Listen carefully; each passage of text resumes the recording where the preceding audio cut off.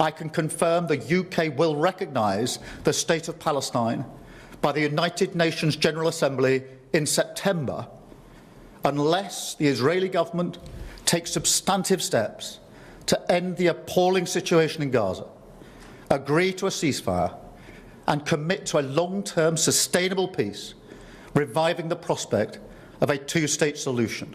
I swear, we live in the worst timeline.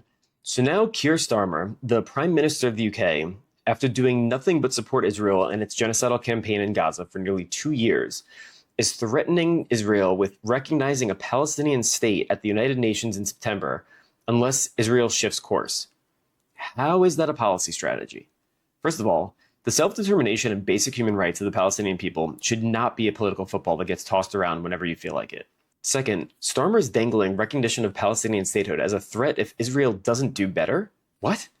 So if Israel stops bombing just a little bit, you'll say, haha, just kidding, Palestinians, you don't have a state. What kind of asinine plan is this? Also, it's beyond embarrassing to even think that the current regime in Israel has any plan for a two-state solution. They're committing genocide, war crimes, and crimes against humanity on top of other human rights violations in Gaza and the West Bank. And they have been for decades. Why do you think this empty promise of recognizing Palestine as a state is somehow going to change any of that? Netanyahu is on record several times boasting about blocking a two-state solution. Leaders in the Israeli government and many citizens are chomping at the bit to settle in Gaza and completely wipe Palestinians off that land.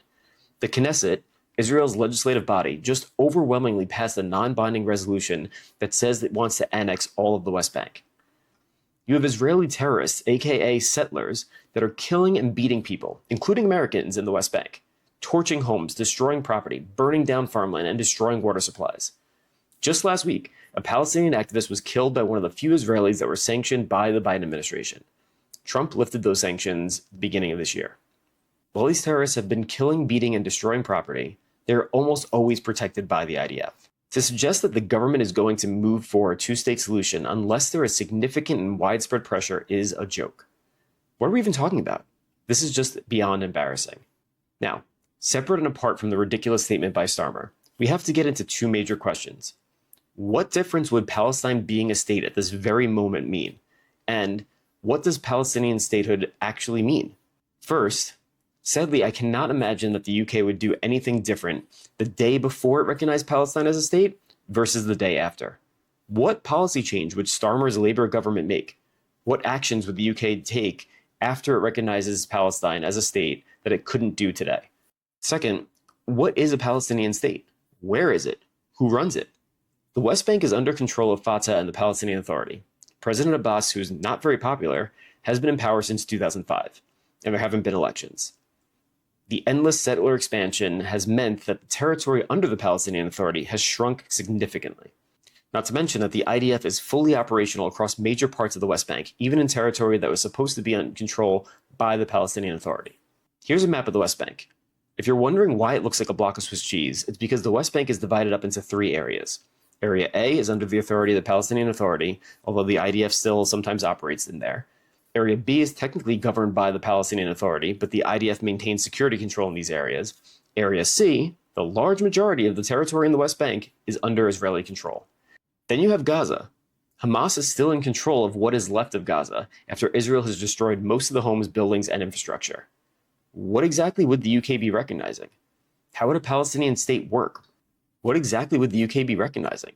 How would a Palestinian state work where things are today? In many ways, this would largely be symbolic. Given the reality on the ground, for a Palestinian state to exist would require that Israel fundamentally change how it operates. But I wonder, what, if anything, would the UK do differently? Would the UK sanction Israel and or cut off trade because Israel is violating the sovereignty of the Palestinian state by invading the West Bank and bombing Gaza? Doubtful. They have barely taken any actions against Israel thus far.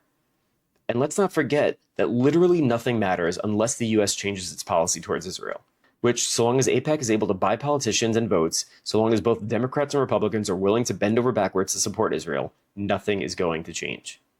This performance by the Prime Minister is frankly sad. We need more than hollow words and performance pieces. We need real action.